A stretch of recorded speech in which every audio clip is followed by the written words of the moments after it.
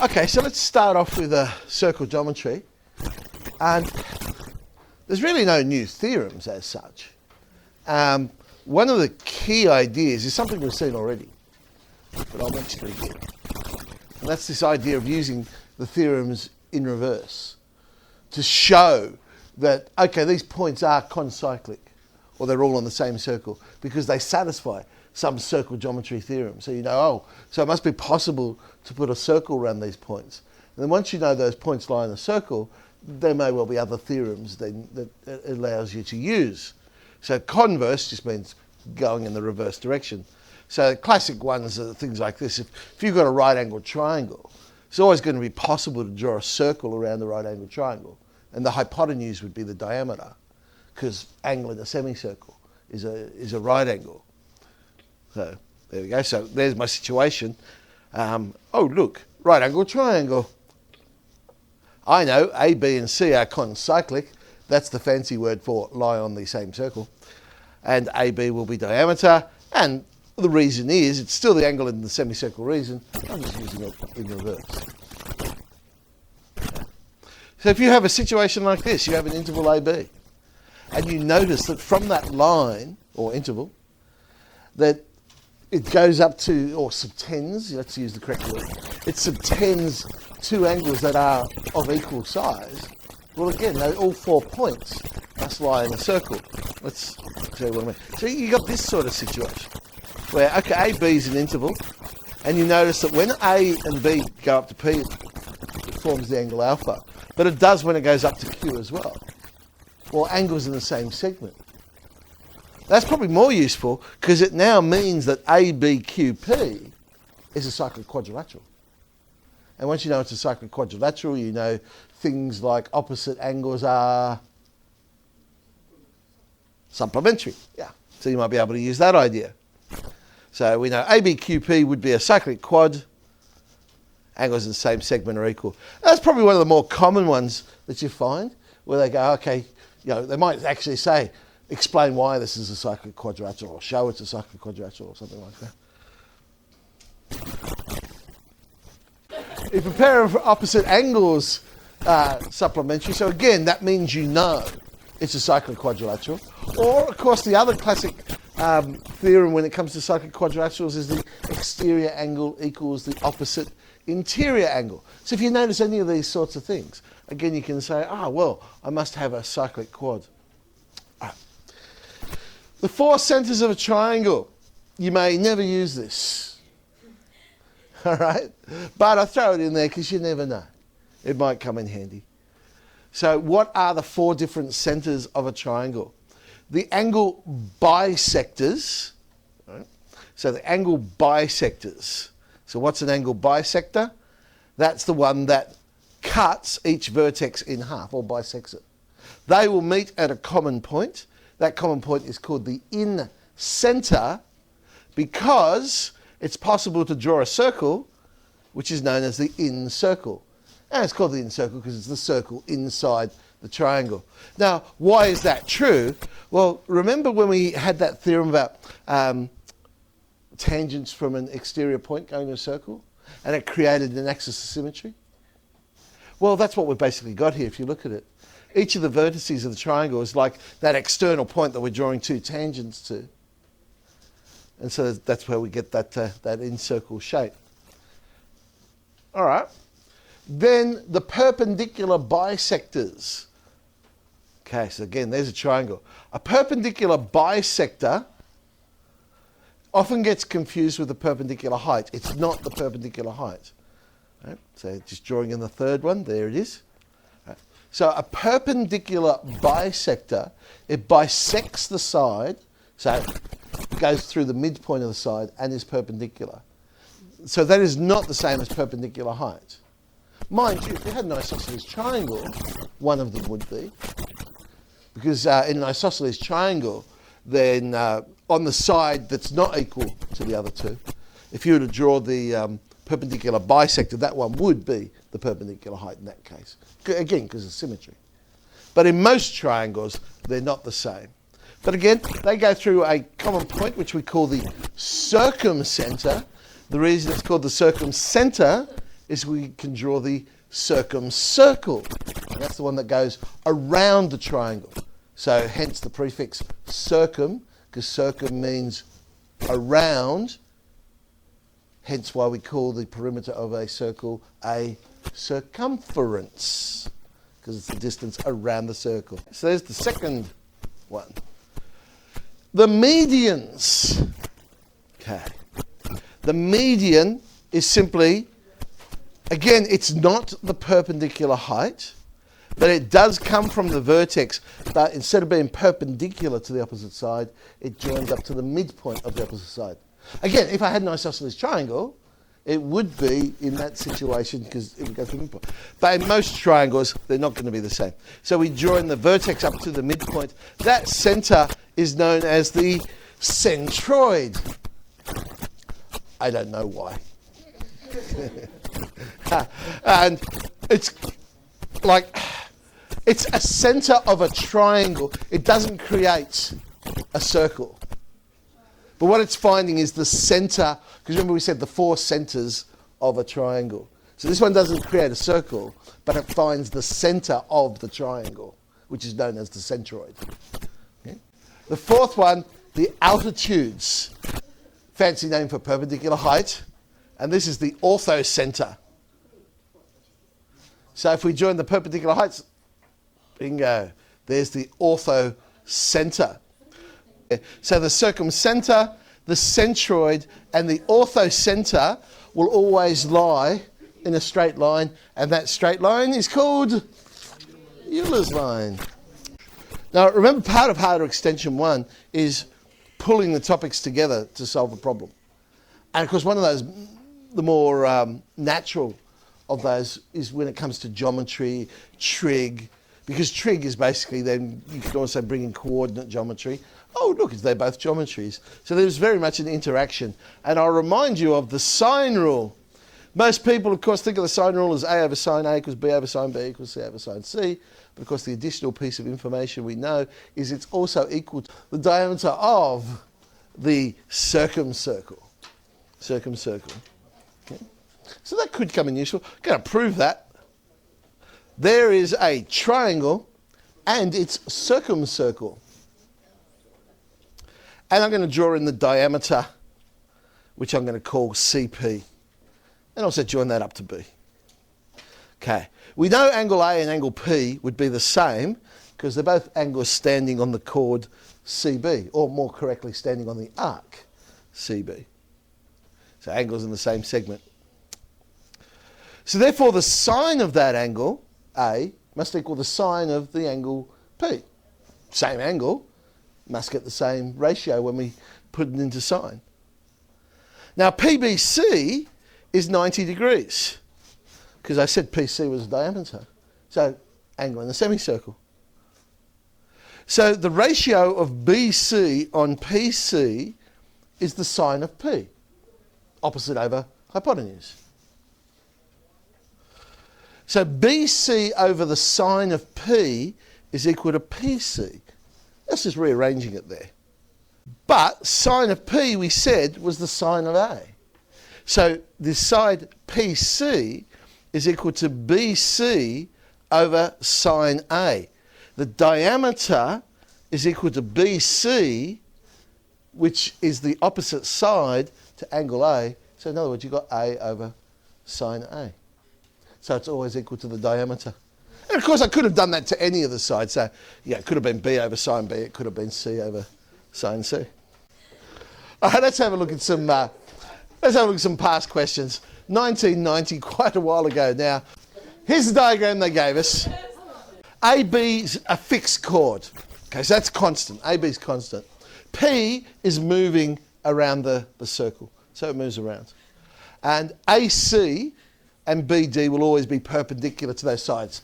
So depending on where P is, of course, there'll be different lines, but they'll always be perpendicular to the side that's created. The first thing, as I was saying, there's the classic question they like to ask is prove something is a cyclic quadrilateral. They want us to prove that ABCD is a cyclic quad, with AB being the diameter of that circle.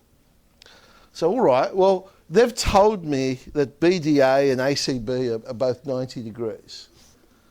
So that information we know. So straight away I know it's a cyclic quad, because if they're both 90 degrees, I've got that the angles in the same segment are equal. They're both 90. So yes, angles in the segment. Now the other thing they wanted me to prove was that AB was the diameter. Well again, if that's 90 degrees, I've also got angle in the semicircle.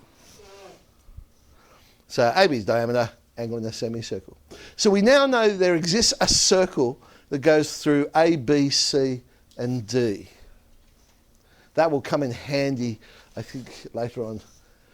So I've actually drawn in, you'll notice, CD now. Because I now know that's a cyclic quad, I thought it was probably going to be handy to put that side in. We're probably going to use that somewhere. Show that the triangles PCD and APB are similar. Okay. Well, let's do the easy one. Angle APB is angle DPC. It's the same angle. They're both angle P. So they're common, they're the same angle, however you want to write that one down. So I've got one angle. If I can show another angle in those triangles. Well, angle PDC will equal angle PBA. Because now that I know that that is a cyclic quadrilateral, that would be the exterior angle of a cyclic quadrilateral. All right, so therefore, these two triangles are similar. And, well, I've used the equiangular, or you might put angle. Okay, so far not too bad. Show that as P varies, that distance CD will always be the same. Well, I've rephrased that, of course. They've just said show it has constant length. But that's essentially what they're saying. Show that the length of CD is always the same. So, there's the two triangles. I've just pulled them out side by side. We just showed they were similar. So I can sort of look at them a little bit easier than having all these lines overlapping. And what I do know, because these are now similar, is the ratio of CD, which is the base over there, over AB, the base on the left-hand side, must be in the same ratio as PC to AP, because we just proved these were similar triangles. So those ratios have got to be the same. So ratio of sides of the similar triangles. Okay. Now, in triangle PCA, which is a right-angled triangle, PC over AP, that ratio there is the cosine ratio. So it is adjacent over hypotenuse. So it is the cosine of P. So therefore I also know that CD over AB must also equal the cosine of P. So the length of CD, this is the thing we're trying to show is constant. The length of CD is equal to AB times the cosine of P. Well, AB we know is a constant. Remember, right back at the start of the question, they said AB was a chord of fixed length. It was a constant chord or something like that. We know that's not going to change. Cosine of P. Will that change depending on where P is? Angle P is not going to change. Because it doesn't matter where you put P, it's going to be angle in the same segment. So it's always going to create the same size angle. So angle P is constant because angles in the same segment are equal. So that means AB, and AB is fixed. So therefore CD is a constant amount. Doesn't matter where we put P. So CD is constant. Okay. Locus. You've got to throw a locus question in there somewhere, don't you? Because it scares you when you see the word, really. Find the locus of the midpoint of CD. Now, I forewarn you, I might have got a bit carried away with my answer here. But it was fun. Okay. So what do we know? We know ABCD is a cyclic quadrilateral where AB is the diameter of that circle. We know that. Yes, we do. Because we proved that back in part A, I think, or B, one of those. Good. Now, I'm going to let M be the midpoint of CD. So M's the midpoint of CD. Why? Because that's the point we're trying to find, the locus of the point. We need to know where that is. Now, O is the midpoint of AB.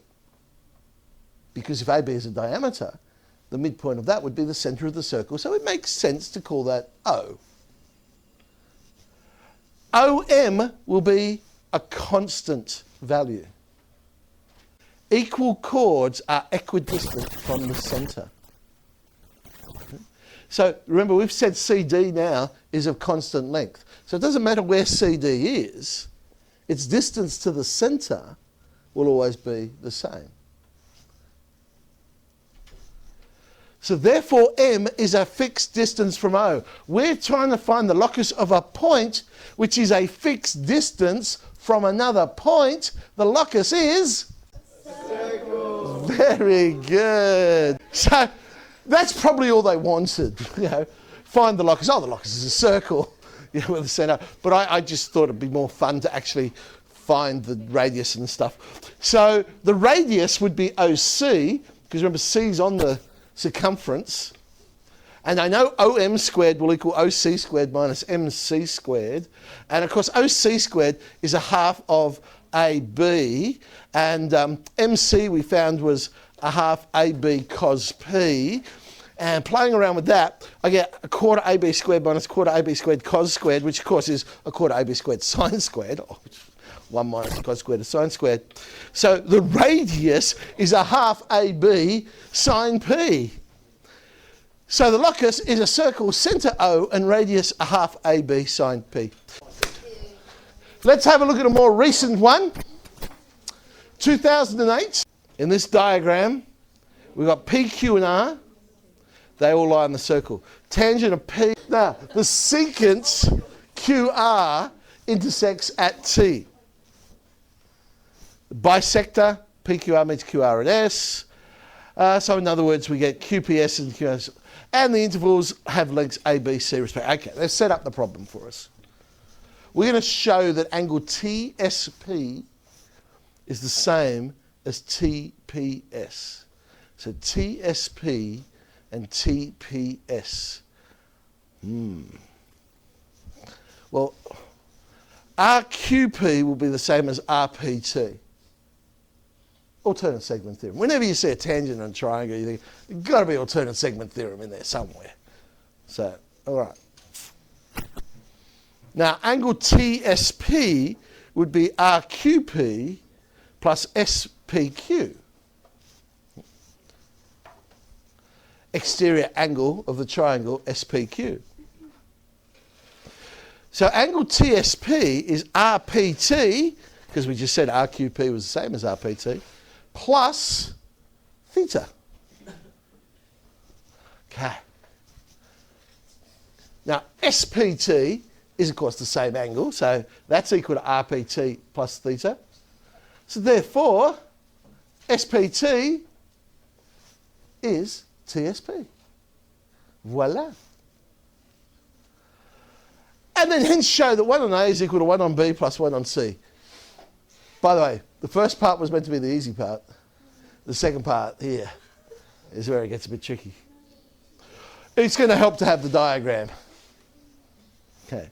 So we're going to show that 1 on A is equal to 1 on B plus 1 on C. Well, TPS is an isosceles triangle because there are two equal sides. So I know ST is also C. Remember this little theorem. PT squared will equal QT times RT. M point of the chord to the point of intersection times M point of the chord to the point of intersection. In this case, it's a tangent, but square of the tangents is equal to product of the intercepts. So C squared will equal QT. Now, QT, it's going to equal C plus B. And RT will equal C minus A. Okay, expand that out. C squared is C squared minus AC plus BC minus AB. C squareds cancel. I now have BC is equal to AC plus AB. Divide everything by ABC. And there it is. 1 on A is equal to 1 on B plus 1 on C. Okay, so circle geometry. We're, of course, now at the point where past papers are obviously a great source of these harder questions. The Cambridge, I'll put that in there for you. In Patel, 10C has some circle geometry, and I've asterisked them because I've got to tell you, there's some stinkers in there.